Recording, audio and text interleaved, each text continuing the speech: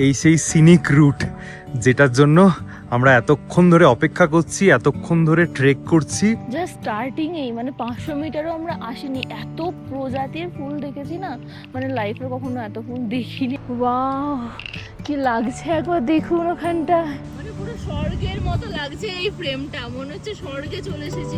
গত পর্বে আপনারা দেখেছেন কিভাবে আমরা গোবিন্দঘাট থেকে শুরু করে এক অসাধারণ সুন্দর পথ ধরে ট্রেক করতে করতে ঘাঙ্গারিয়ায় পৌঁছে গিয়েছিলাম। আর আজ অবশেষে সেই বহু প্রতীক্ষিত স্বপ্ন পূরণের দিন। তাহলে চলুন, অনেক দিন ধরে যে জায়গাটাকে শুধু ছবি আর ভিডিওতে দেখেছি, যে জায়গায় একবার আসার ইচ্ছা ছিল বহু দিনের, আজ আমরা সেখানে একসাথে পা রাখি।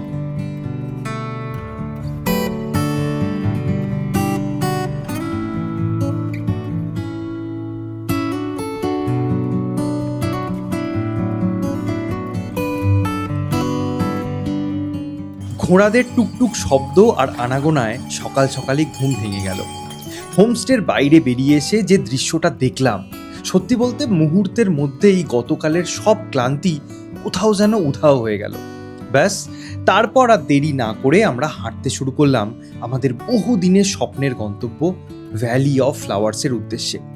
আপনারা শুধু চারপাশের ল্যান্ডস্কেপটা একবার দেখুন, মনে হচ্ছিল যেন আমরা ভারতবর্ষে নয়, পৃথিবীর অন্য কোনো প্রান্তে এসে দাঁড়িয়েছি। সকালের ঘাঙ্গারিয়া যে এতটা সুন্দর হতে পারে সেটা সত্যিই আমাদের জানা ছিল না। এখান থেকে চাইলে আপনারা ঘোড়া ভাড়া করতে পারেন, তবে আমার ব্যক্তিগত মতামত, যদি শারীরিকভাবে সক্ষম থাকেন তাহলে অবশ্যই হেঁটে উঠুন। কারণ এই পথের আসল সৌন্দর্য হলো এই পথের ধারে ঝর্ণার শব্দ, পাহাড়ি জলের স্রোত, চারপাশে সবুজ পাহাড় আর তাদের গায়ে লেগে থাকা সাদা মেঘ। এই যে সামনে দেখতে পাচ্ছেন ভ্যালি অফ ফ্লাওয়ার্সের বোর্ড, আর মাত্র 4 কিলোমিটার। এই রাস্তা ধরে এগিয়ে গেলেই আমরা পেয়ে যাব স্বপ্নের সেই ফুলের রাজ্য। পথের ধারে ফুটে থাকা সুন্দর ফুলগুলোকে সঙ্গী করে আমরা এগিয়ে চললাম মেন গেটের দিকে। সেখানে পৌঁছে জনপ্রতি 200 টাকা দিয়ে আমরা টিকিটও সংগ্রহ করলাম। কাউন্টারের আশেপাশেই বিভিন্ন ধরনের ফুলের পরিচিতি, একটি বিস্তারিত গাইড ম্যাপ, কাউন্টার খোলা এবং বন্ধের সময় এবং কিছু গুরুত্বপূর্ণ নিয়মাবলী নোটিশ বোর্ডে দেওয়া রয়েছে। এক্স্যাক্টলি 8টা বাজে আমরা ভ্যালি অফ ফ্লাওয়ার্সের যে গেট রয়েছে, মানে এন্ট্রি পয়েন্ট থেকে স্টার্ট করছি হাঁটতে। এখানে বলে দিল আমাদেরকে যে 1টা-1:30টার মধ্যে ওখান থেকে আবার ব্যাক করতে হবে, 4টে-4:30টার মধ্যে এখানে ফিরে আসতে হবে। ওই কাউন্টার থেকে আমাদেরকে বলে দেওয়া হলো যে ফুল তোলা যাবে না, যাবে দেখবে, ফটো তুলবে, যা খুশি করবে, কিন্তু ফুল তোলা যাবে না। ফুল তুললে 5,000 টাকা পর্যন্ত জরিমানা রয়েছে। আর আমিও পার্সোনালি পছন্দ করি না ফুল গাছে মানায়, হাতে বা অন্য কোথাও না, তো ওটা আপনারা মাথায় রাখবেন। আর এখানে মানে এই যে নন্দা দেবী ন্যাশনাল পার্ক আমরা যাচ্ছি, এইখানে দেখুন বোর্ডে কত অ্যানিম্যাল দেখতে পাওয়া যায়, লেপার্ড থেকে শুরু করে ব্ল্যাক বিয়ার, স্নো লেপার্ড, আরও অনেক অনেক কিছু, যদিও আমরা তো দেখতে পাবো না, না দেখাটাই ভালো। তার সাথে সাথে 80 রকমের ফুল এখানে দেখুন, কিছু এক্সাম্পল দেওয়া রয়েছে, নাম দেওয়া রয়েছে, কি দারুণ দারুণ ফুলগুলো। আর এখন নাকি খুব ভালো ব্লুম হয়েছে, তো খুব খুব এক্সাইটেড আমরা।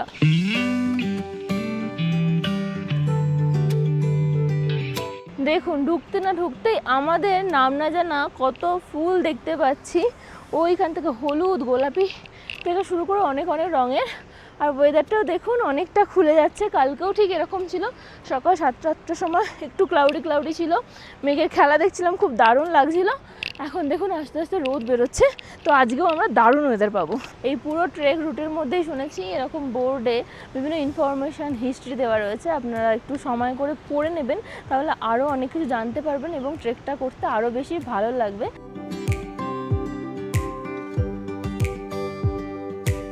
কালকে বিকাল থেকে এত বৃষ্টি হয়েছে রাত পর্যন্ত, আমরা যখন ঘুমাতে যাই তখনও, তার জন্য প্রচণ্ড এখানে জলের স্রোত দেখতেই পাচ্ছেন।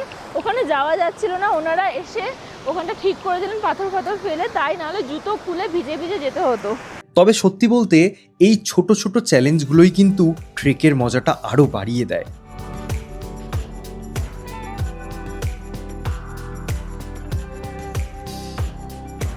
ওয়াও, কি লাগছে একবার দেখুন ওখানটা। আমরা জাস্ট মানে স্বর্গীয় দৃশ্য দেখতে পাচ্ছি, এত ভালো ভালো মেঘের খেলা দেখছি। এই বোর্ডটা একবার দেখুন, আমার মনের কথা লেখা আছে।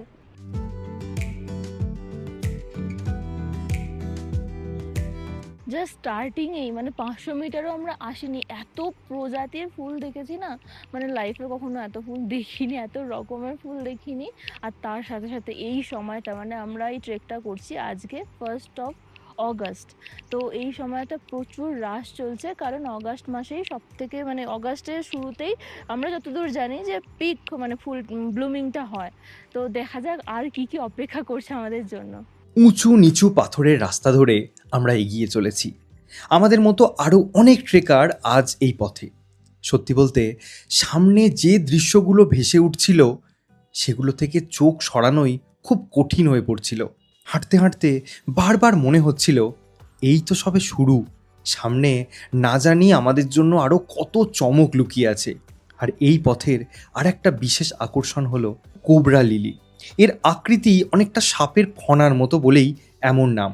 আমরা জাস্ট এখানে প্রতিটা ফ্রেমে আটকে যাচ্ছি, মনে হচ্ছে কোনো মুভি সিনের মধ্যে আমি আছি। আমার মানে এত ভালো লাগছে জায়গাটা, মানে এই জায়গা নিয়ে আমার বহু বহু বছর ধরে ফ্যাসিনেশন ছিল।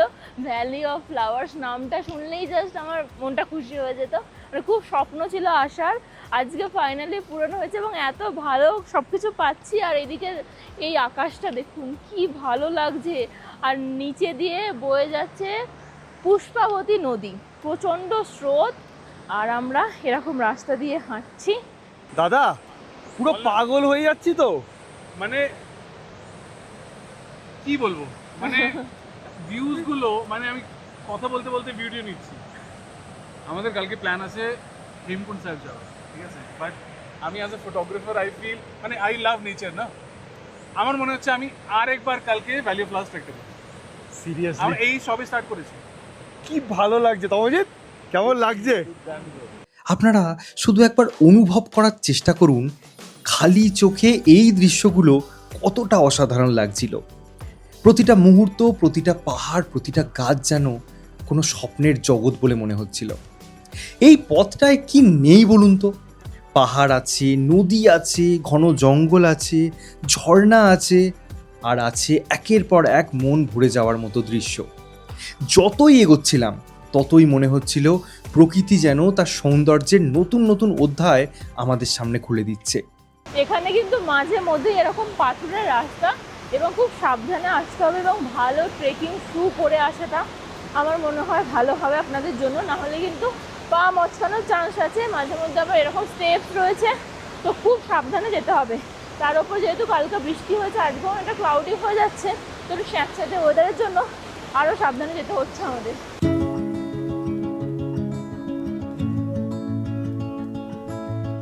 রাস্তাটা না ভালো খাড়াই রয়েছে, পাথরের সিঁড়ি, বেশ হাঁপিয়ে যাচ্ছে এইখানটা, আর এদিকে মারাত্মক জলের স্রোত।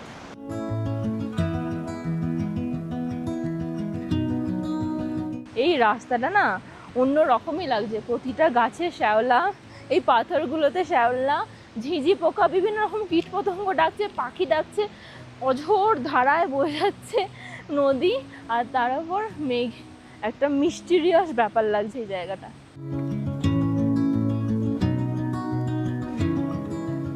और कितना जाना है? अभी 3:30। 3:30। किधर ज़्यादा फ्लावर किधर है? वैली में है। वैली में। अच्छा, और आप ये पिट्टू में क्या आदमी को लेके जाते हो? तो हाफ रास्ते पे क्यों हो आप? यहाँ से अगर कोई पैदल नहीं चल सके उसको, अच्छा कितना लेते हो? अप डाउन का 5,000 अप डाउन का 5,000 6,000। अच्छा,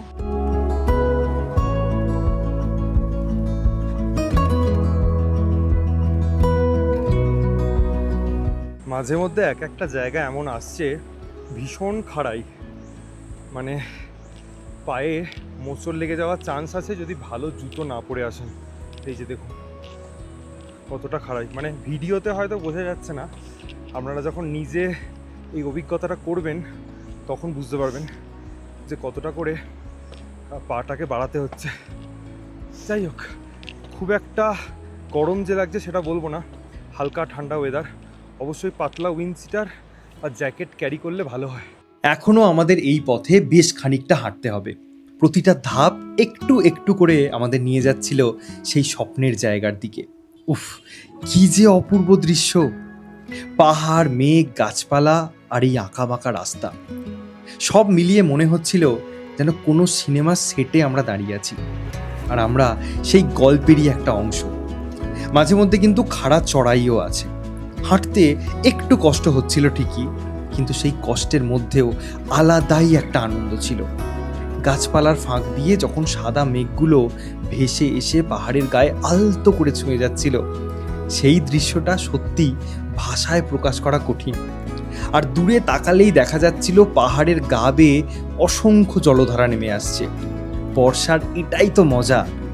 বারবার একটা কথাই মনে পড়ছিল, গন্তব্য যতই সুন্দর হোক না কেন, অনেক সময় সেই গন্তব্যে পৌঁছানোর পথটাই আরও বেশি সুন্দর হয়ে ওঠে। আর এই ট্রেকের প্রতিটা মুহূর্তে আমরা সেই কথাটাই অনুভব করেছি।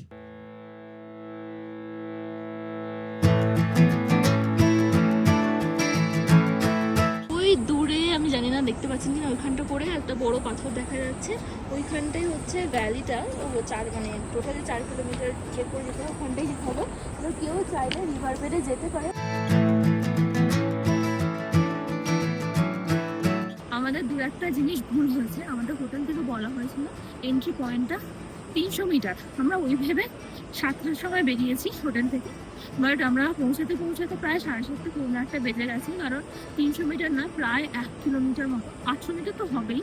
এবং ওই রুটটাও জাস্ট দারুণ সুন্দর। ওখানে ওরা কিছু ভিডিওস করতে মানে আমরা ট্রেক স্টার্ট করেছি 8টার সময়। আমি আপনাদের সাজেস্ট করবো আপনারা 7টার মধ্যে কাউন্টারের সামনে চলে আসবেন। 7টাতেই গেট মানে ওপেন হবে, তখনই সঙ্গে সঙ্গে আপনারা চলে আসবেন। তাহলে কি করতে পারবেন, অনেক তাড়াতাড়ি ওখানে পৌঁছে যেতে পারবেন এবং দিনের আলো মানে ভালো ওয়েদার থাকতে আপনারা এনজয় করে নিতে পারবেন এবং রিভার বেড পর্যন্তও যেতে পারবেন। এখন আমি দেখতে পাচ্ছি পুলিশ মানুষের ওখানে পৌঁছে গেছে, তারা হয়তো অনেক তাড়াতাড়ি চলে গেছে তার জন্য। তো এই জিনিসটা আমাদের একটু ভুল হয়েছে।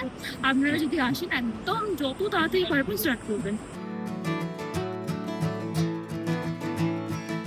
অনেকটা খাড়াই রাস্তা, কখনো বেশিরভাগটাই আপে উঠতে হচ্ছে, কখনো এরকম আবার ডাউনেও নামতে হচ্ছে। অনেক বয়স্ক মানুষও করছেন, অনেক বয়স্ক বাঙালিকেও দেখতে পাচ্ছি।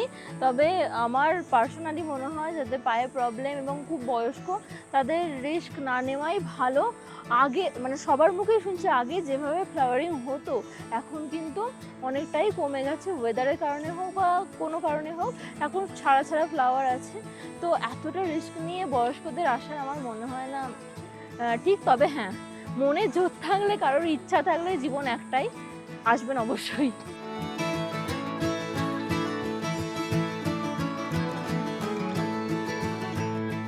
অনেকক্ষণ আগে আমি দূর থেকে আন্টিকে দেখেছিলাম যে শাড়ি পরে ট্রেক করছেন। আমি ওকে বললাম যে কী করে, আমরা পারছি না, এইভাবে কষ্ট হচ্ছে।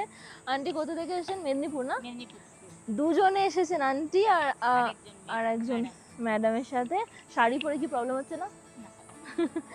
আর কালকে হেমকুন্ড ঘুরে এসেছেন না? প্রচুর টাফ রাস্তা, একদম খাড়াই সিঁড়ি। কতক্ষণ লেগেছে? সকালবেলা 5টার সময় বেরিয়েছিলাম, দিয়ে 9টা-10টার সময় মানে অতটুকু পর্যন্ত হেঁটে গেছিলাম। তারপরে মাঝখানে 3 কিলোমিটার গেছিলাম, 3 কিলোমিটার ঘোড়ায় চেপে গেছি। আচ্ছা, মানে হেঁটে যতবার গেছি, যতবার না ভগবানকে ডেকেছি, ঘোড়ায় চেপে মানে মুহূর্তে আরো বেশি ভয়। ওরা তো ছেড়ে দিচ্ছে, ঘোড়া নিচ্ছে না, সঙ্গে সঙ্গে থাকছে না, কিন্তু ওদের মানে আছে তো, ট্রেনিং আছে যে ঘোড়া আগে যাবে, কিন্তু নিজেদের একটা গ্লেসিয়ার আছে না, দেখলে খুব ভয় লাগবে। এবার তোমার সাথে যেমন ও আছে, তুমি চিন্তা করছো না, আর তোমার তেমনি ঘোড়ার সঙ্গে যদি সহিস না থাকে না, মানে তখন ভীষণ ভয় লাগবে। আর হেমকুন্ড সাহেবা এখানে দেখবে ব্রহ্মকমল পাবে, দারুণ সুন্দর লেক আছে। কুয়াশা যদি না ঢেকে যায় মোটামুটি খুব ভালো পাবে, আমরা খুব ভালোভাবে পেয়েছি। বাহ, ওখানে কি বরফ পেয়েছেন? এখন বরফ পাইনি, এমনি ফগ পেয়েছি আসার সময়। হয়ে যায়, কালকে ওয়েদার ভালো ছিল, আজকে যেমন ওয়েদার ভালো আছে। আপনি কিরকম ট্রেক করতে থাকেন?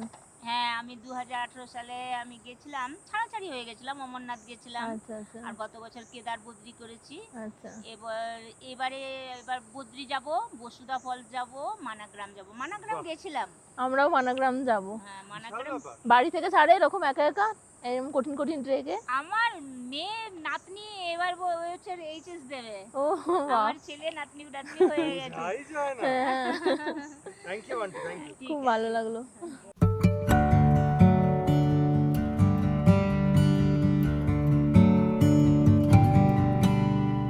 ফাইনালি ভ্যালিটা দেখা যাচ্ছে খুব ভালোভাবে, এবং ওই উঁচু নিচু এবড়ো খেবড়ো রাস্তাটা একটু কমেছে। না, সামনে জল মারিয়ে যেতে হবে, বা ভয়ঙ্কর রাস্তা, কিন্তু ওই দূরে দেখা যাচ্ছে একটু ফ্ল্যাট ল্যান্ড ভ্যালির রাস্তা। এইটা কিন্তু ডেঞ্জারাস লাগছে। আপনারা কিন্তু এইভাবে পিচ্ছি করেও যেতে পারেন, মানে মাঝপথে যদি প্রবলেম হয়, ফেরার পথে বা যাওয়ার পথে। ওইটা কি দেখো, বরফ না?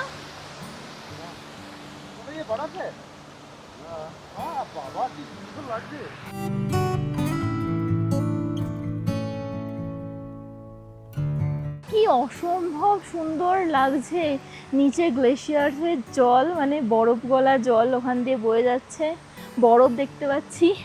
এদিকের মেঘের খেলাটা একবার দেখুন, একদম স্বর্গীয় দৃশ্য। তার সাথে ওইদিকে ওয়াটারফলে জল ক্রস করে, মানে ছোট ঝোড়া টাইপ ক্রস করে আমরা জল মারিয়ে এলাম। হ্যাঁ, এক্ষেত্রে বলে রাখি অবশ্যই ওয়াটারপ্রুফ জুতো পরে আসবেন, কারণ দেখুন আমাদের কিন্তু হালকা হালকা ভিজেছে। এটা জলের উপর ডিপেন্ড করছে, আরও যদি বেশি পরিমাণে জল হয় তখন কিন্তু পুরোটাও ভিজতে পারে, তো এগুলো মাথায় রাখবেন।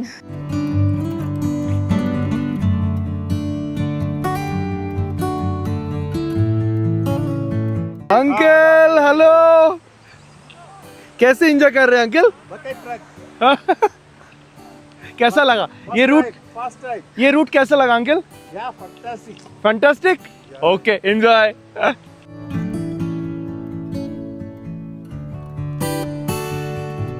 কোটি টাকার বাজি এই ভিউ আমি এবং আপনারা কেউই দেখেননি।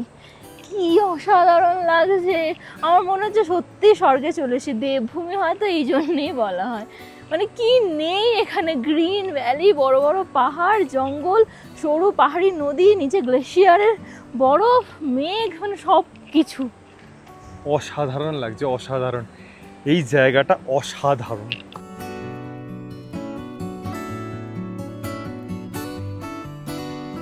ওয়াও ওয়াও, কি লাগছে এখান এটা থেকে। কি পেলাম আমরা? ওই দূরে মনে হচ্ছে ওটাই স্বর্গ, হ্যাঁ সিরিয়াসলি, স্নো ক্যাপ মাউন্টেন। মানে গ্রিন ভ্যালির মাঝখান দিয়ে স্নোকেপ মাউন্টেন্স, আলাদাই লাগছে। আর এই মেঘটা কি স্পিডে উড়ে আসছে একবার টাইম দেখুন, লাগছে মতো। অসাধারণ অসাধারণ। এই ফুলগুলো কিন্তু প্রচুর ফুটে আছে, দারুণ দেখতে, অনেকটা ব্লু পপির মতন, কিন্তু ব্লু পপি না, ব্লু পপির কালারটা আর একটু উজালা উজালা টাইপের রংটা হয়, এটা একটু পার্পল পার্পল টাইপের, কিন্তু দারুণ দেখতে। এটা প্রচুর আছে, তার সাথে সাথে এই ফুলটাও পুরো ভ্যালি জুড়ে, মানে স্টার্টিং থেকে আছে, আর কিছু ইয়েলো কিছু ফুল আছে, ওগুলো প্রচুর পেয়ে যাবেন আপনারা। এখানে বেশ একটা ভালো পয়েন্ট রয়েছে, অনেক পাথর টাথর রয়েছে, বসার জায়গা রয়েছে, সবাই মিলে এখানে বসে বসে আমরা এনজয় করছি। ভিউটা দারুণ ভিউ রয়েছে, টুকটাক খাওয়া দাওয়া করছি, তারপর আবার হেঁটে যাবো। সত্যি বলছি, এই দৃশ্যগুলোর সামনে দাঁড়িয়ে খুব বেশি কিছু বলার ইচ্ছাই করছে না, কারণ কিছু সৌন্দর্য আছে যেগুলো শব্দ দিয়ে নয়, শুধু অনুভব করেই বোঝা যায়। তাই আপনারা শুধু দেখুন, সেদিন আমরা কি অসাধারণ ভিউ পেয়েছিলাম। খালি চোখে সবুজের যে কত রকম শেড দেখতে পাওয়া যাচ্ছিল সেটা বলে বোঝানো সম্ভব নয়। তবে যে জিনিসটা আজও চোখে লেগে আছে সেটা হলো এই মেঘের অবিরাম আনাগোনা।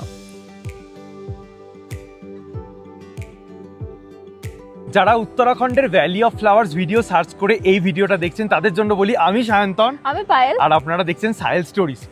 আমরা বিভিন্ন জায়গায় ঘুরে বেড়াই এবং তার ভিডিও পুঙ্খানুপুঙ্খভাবে সমস্ত ইনফরমেশন সহ এই চ্যানেলে দিই। আর শুধু নর্মাল জায়গা না, বিভিন্ন অফবিট জায়গা, যেগুলো হয়তো অনেক জায়গা রয়েছে অন্যান্য চ্যানেলে আপনারা খুঁজে পাবেন না, বিশেষ করে বাংলায়, সেগুলো আমাদের চ্যানেলে অবশ্যই খুঁজে পাবেন, এবং তার ডিটেল ভিডিও থাকে, আপনারা দেখবেন, ফলো করবেন, এবং অনেক কিছু ইনফরমেশন পাবেন, এবং নিজেদেরও ঘুরতে সুবিধা হবে। আর এই একটা ভিডিও দেখার পর এটুকু দাবি করে বলতে পারি যে অন্য কোনো ভিডিও দেখার আপনার প্রয়োজন পড়বে না। পাহাড় আর মেঘের গল্প তো অনেক হলো, এবার চলুন এই ফুলের রাজ্যের কিছু সুন্দর বাসিন্দার সঙ্গে আপনাদের পরিচয় করিয়ে দিই। এই যে ফুলটা দেখতে পাচ্ছেন, এটিকে সাধারণত ফ্লিবেন বলা হয়। আর এটা হলো জেরানিয়াম। এই গাছটিকে দেখে মনে হচ্ছিল এটি রুবাব, আর এই উজ্জ্বল রক্তিম লাল ফুলটির নাম হিমালয়ান সিংফয়েল। এই যে সুন্দর ফুলগুলো দেখতে পাচ্ছেন, এগুলো সাধারণত জুলাই থেকে সেপ্টেম্বর মাসের মধ্যে ফোটে। হাঁটতে হাঁটতে কত রকমের ফুল যে চোখে পড়ছিল তার হিসেব রাখা সত্যিই কঠিন। তবে তাদের মধ্যে ক্যাম্পানুলা ল্যাটিফোলিয়া এই ফুলটা আমাদের বিশেষভাবে ভালো লেগেছিল। যত ভ্যালির দিকে আমরা এগোচ্ছি তত বিভিন্ন রকমের ফুল দেখতে পাচ্ছি। কোনোটারই নাম আমি যদিও জানি না, কিন্তু দেখে তো দারুণ লাগছে। আর যেহেতু আমি পার্সোনালি ফুল এত ভালোবাসি, তাই তো আমার পাগল পাগল লাগছে।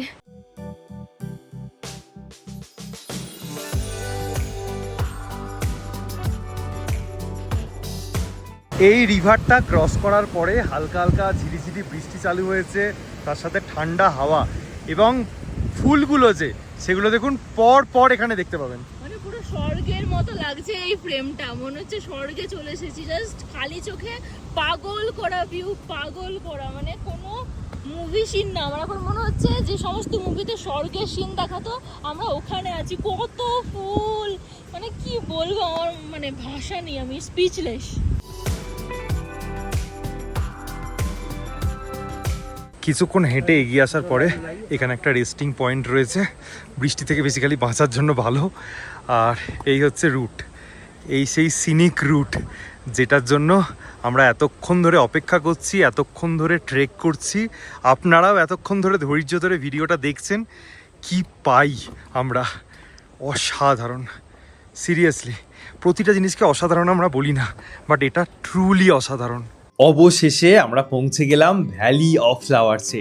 আর সেখানে পৌঁছানোর পরে পায়েলের অবস্থা দেখে মনে হচ্ছিল সে যেন সত্যি ফুলের এক বিশাল সমুদ্রে হারিয়ে গেছে।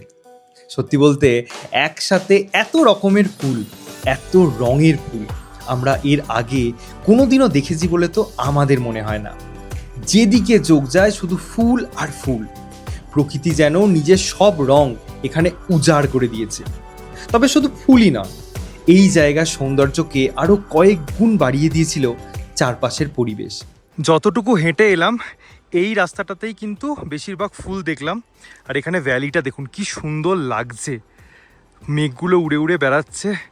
আর এখান থেকে এই যে সোজা রাস্তাটা, এটা দিয়ে আপনারা রিভার বেড চলে যেতে পারেন। রিভার বেডটা এখান থেকে 2 কিলোমিটার মতো ডিস্টেন্স হবে, যেতে 1.5 ঘন্টা মতো সময় লাগবে। এবার আমাদেরকে এখান থেকে ফিরতে হবে 1টা থেকে 1:30টার মধ্যে, কারণ টিকিট কাউন্টার থেকেও বলে দিয়েছিল যে ওখান থেকে আর্লি স্টার্ট করবেন, কারণ যদি বৃষ্টি প্রচণ্ডভাবে শুরু হয়ে যায় এবং ওয়েদার খারাপ হয়ে থাকে তাহলে কিন্তু চাপ হয়ে যাবে। একটা কথা মনে রাখবেন, এই সমস্ত রাস্তায় ওঠাটা যতটা সহজ, নামাটা কিন্তু ততটাই শক্ত। মানে অনেকে হয়তো বলতে পারবেন ওঠাটা শক্ত, না, নামাটা শক্ত, হাঁটুর ওপরে মারাত্মক একটা প্রেশার পড়ে। তাই আমরা রিভার বেড যাচ্ছি না। মোটামুটি আমরা ফুল দেখে নিয়েছি যে কীরকম কি ফুল হয়েছে। প্রচুর যেহেতু বৃষ্টি হচ্ছে তার জন্য কিন্তু ফুল একটু কম। তো এইটুকুনির মধ্যেই মোটামুটি সবাই এনজয় করছে, সবাই যাচ্ছেও না ওদিকে। আমরা হেঁটে হেঁটে এদিকটা এলাম আপনাদেরকে দেখাতে। দেখুন একই রকম লাগবে যত দূরই যান না কেন, এরকম ফুলই দেখতে পাবেন এই সমস্ত, ব্যাস। আর রাস্তা এখানে খুব খাড়াই না। এই যে ভ্যালিটা, কি অপূর্ব লাগছে ভ্যালিটা, মানে মনে হচ্ছে চলে যাই, বাট এখানে দেখুন পুরোটাই মেঘে ভরে গেছে। তো ওয়েদারের সাথে রিস্ক নিয়ে লাভ নেই জীবনে।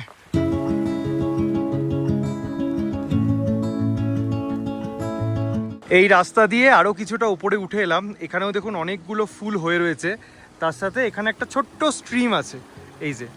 আর এই রাস্তা দিয়েই ওপরে চলে গেলে আপনারা রিভার বেডে পৌঁছে যাবেন। এখানেও সুন্দর বেশ ভ্যালিতে অনেকগুলো ফুল হয়ে রয়েছে দেখুন চারদিকে। আর একটু এগোলে এদিকে আরও বেশি কিছু ফুল দেখতে পাবেন। আর এখান দিয়ে দেখুন আস্তে আস্তে কিন্তু ওদিকটাও মেঘের ঢাকা পড়ে যাচ্ছে। যত দূর চোখ যাওয়া যায় আপনারা যেতে পারেন।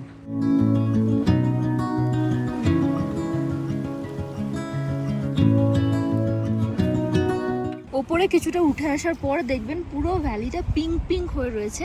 এখন যেহেতু ওয়েদারটা একটু ডাল হয়ে গেছে, অনেকটা লেটও হয়ে গেছে, প্রায় 1টা বাজতে চললো, তার জন্য হয়তো অতটা ক্লিয়ারলি আপনারা বুঝছেন না, বাট রোদ বেরোলে হয়তো ভালো বুঝতেন। তার সাথে সাথে কি ভালো লাগছে, বিভিন্ন ফুল তো আছেই, ওই ভ্যালিগুলো দেখুন, কোথাও ডার্ক গ্রিন, কোথাও লাইট, তার সাথে সাদা নদী বয়ে চলেছে, মেঘের খেলাগুলো তারও এক্সট্রা বিউটি অ্যাড করছে এই জায়গার।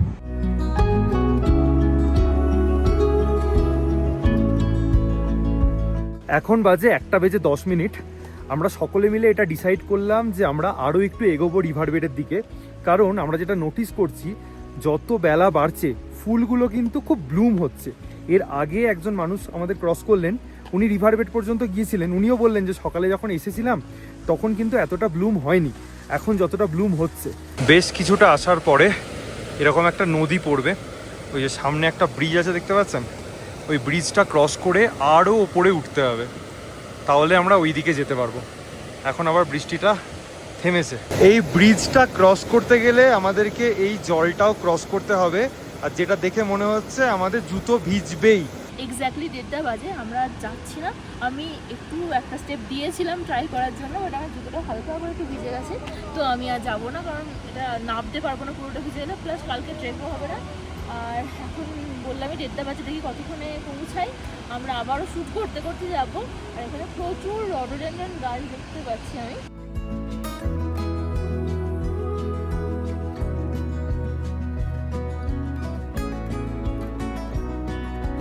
যারা পরবর্তীকালে ভ্যালি অফ ফ্লাওয়ার্স ট্রেকের জন্য আসবেন তাদেরকে দুটো সাজেশন দিয়ে রাখবো। অবশ্যই ছাতা এবং রেনকোট দুটোই ক্যারি করবেন। হালকা হালকা বৃষ্টি হলে ছাতাতে কাজ হয়ে যাবে, কিন্তু মুষলধারে বৃষ্টি হলে রেনকোটটা অবশ্যই কাজে লাগবে। সেটা ইউজ অ্যান্ড থ্রো রেনকোটও হতে পারে, অথবা ডিক্যাথলনে পঞ্চু টাইপের এক রকমের রেনকোট পাওয়া যায়, সেটাও কিন্তু আপনাদেরকে পুরো প্রোটেক্ট করবে। তার সাথে যে ট্রেকিং শ্যু পরবেন সেটা অবশ্যই কিন্তু ওয়াটারপ্রুফ হতে হবে, কারণ এরকম বৃষ্টি হলো মোজা জুতো সমস্ত কিছু ভিজে গেল, আপনাদের কিন্তু নামতে সমস্যা হবে। তাই সেই দিকটা মাথায় রাখবেন। অবশ্যই খাবার ক্যারি করবেন, সেটা প্রোটিন বার হতে পারে, ড্রাই ফ্রুটস হতে পারে, ওআরএস ক্যারি করতে পারেন এনার্জির জন্য।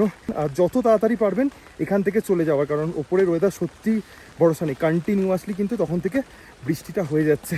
হালকা বৃষ্টি হচ্ছে বলে আমাদের ছাতায় কাজ হয়ে যাচ্ছে। আমাদের ভাগ্যটা কিন্তু সত্যিই বেশ ভালো ছিল, কারণ একদিনেই আমরা পাহাড়ের দুরকম রূপ দেখতে পেলাম, কখনো পরিষ্কার আকাশ, আবার কখনো ঝিরিঝিরি বৃষ্টির ছোঁয়া।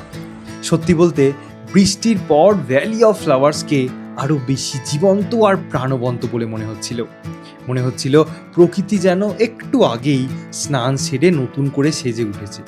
আর শুধু আমরা নই, আমাদের সঙ্গে এই ছোট্ট পাহাড়ি সুন্দর ঘুঘুটাও যেন বৃষ্টিটাকে বেশ উপভোগ করছিল। এই ছোট ছোট মুহূর্তগুলোই ভ্রমণকে আরও বেশি সুন্দর আর স্মরণীয় করে তোলে। দাদা, ঝিরিঝিরি বৃষ্টি, হালকা ঠান্ডা হাওয়া, তার সাথে মহুয়া চাল ভাজা, কিরকম লাগছে? এটাকে দেখো, এই যে দেখাচ্ছি, এই যে মানে সিরিয়াসলি, মানে একদিনে হবে না, একদিনে এটাকে এক্সপ্লোর করা, এটার ভাইব নেওয়া হবে না। তো অজিত, কিরকম লাগলো পুরো ভ্যালি অফ ফ্লাওয়ার্স? একদিনে কভার করা পসিবল না, ছবি এরকম 2-3 দিন টাইম লাগবে পুরো ভ্যালিটা কমপ্লিট করতে। তুমি কি বলছিলে কাশ্মীরের টিউলিপ বাগানের মতো ভেবেছিলে, তাই তো? হ্যাঁ, আমি ভেবেছিলাম যে যেমন মানুষ যেমন করেছে হ্যাঁ, কি গো? আমার তো মনে হচ্ছে ওখানে ট্রেন ব্রিজ করে যদি থাকা হতো, হ্যাঁ। ঘুম থেকে উঠতাম আর এইদিকে ভ্যালিটা, এখানে স্বর্গ, সবই ঠিক আছে, হ্যাঁ। একটু চা হলে চা বা একটা পকোড়া। এইসব শুধুমাত্র এটা বলছো ট্রেক রুটে একটা ওয়াশরুম নেই দাদা, এটা কিন্তু একটা মেজর কনসার্ন যে কোনো মানুষের জন্য, যে কোনো মহিলার জন্য। আমি মহিলাদের জন্য একটা হ্যাঁ। আইডিয়া যেটা আমি ক্যারি করি, ফলো করি, হুম। একটা পিসেবে একটা ফানেল পাওয়া যায়, ওটা যদি আপনারা কিনে রাখেন যে কোনো জায়গাতে, মানে ছেলেরা যেভাবে মানে ফ্রিলি টয়লেট করতে পারে, মেয়েরাও করতে পারবে। পায়েল এইমাত্র যে প্রোডাক্টটা দেখালো সেটার বাইং লিঙ্ক ডেসক্রিপশনে দেওয়া থাকবে। মেয়েদের মধ্যে অনেকেই লজ্জা পান যে কোথায় ওয়াশরুম করব। এই যে বড় পাথরটা আছে দেখতে পাচ্ছেন, এটার পিছন দিকে কিন্তু করার জায়গা আছে। মানে বেসিক্যালি প্রকৃতিকে আপন করে নিতে হবে আপনাদের। এখন বাজে এক্স্যাক্টলি 2:53। আমরা সবাই নিজেদের রেনকোট ছাতা পরে পুরো রেডি হয়ে নিচে নামতে শুরু করলাম, কারণ বৃষ্টিটা আবার জোরে আসছে।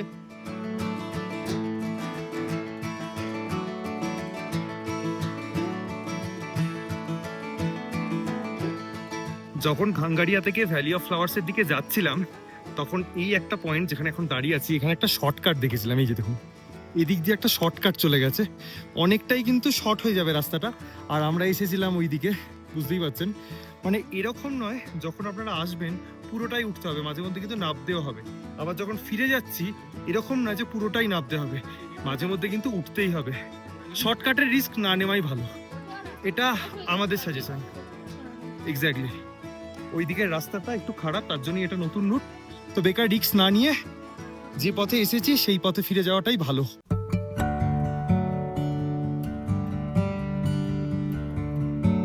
আমরা সেই পয়েন্টের কাছে মোটামুটি চলে এসেছি যেখানে জল পেরিয়ে যেতে হয়েছিল। আর ডান দিকে দেখুন পুরো ঘাঙ্গারিয়া ভিলেজটা দেখতে পাওয়া যাচ্ছে, পাশে সুন্দর নদীটা। আর এখান থেকে যে পুষ্পাবতী রিভার বেড সেটা 5.5 কিলোমিটার, যেখানে আমরা যেতে পারিনি। তার আগে ওপরে লেখা আছে গ্রেভস, যেটা সেটাতেও যেতে পারিনি, 4.5 কিলোমিটার। তো আপাতত আমরা মোটামুটি আর কিছুক্ষণ গেলেই টিকিট কাউন্টারের কাছে পৌঁছে যাবো। এদিকটা খুব অপূর্ব লাগছে, মানে ঘাঙ্গারিয়া ভিলেজটা দারুণ লাগছে।